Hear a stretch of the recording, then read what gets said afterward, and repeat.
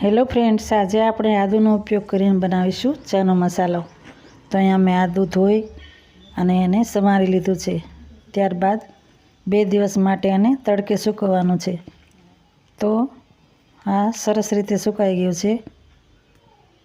એકદમ આવી રીતના ભાંગી અને ટુકડા થઈ જાય ત્યારે એ સુકાઈ ગયું કહેવાય।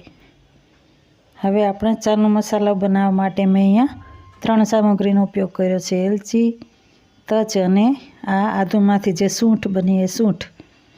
જો આપણે એકદમ સ્ટ્રોંગ મસાલો બનાવવો હોય તો મરી અને લવિંગનો ઉપયોગ પણ કરી શકીએ।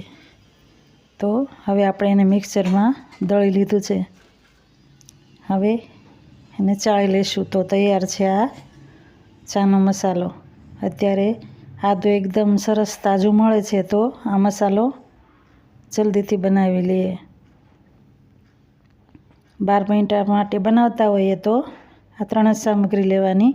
ફક્ત શિયાળા માટે બનાવતા હોઈએ તો આપણે મરી અને લવિંગનો ઉપયોગ પણ કરી શકીએ। તો તૈયાર છે આ ચાનો મસાલો।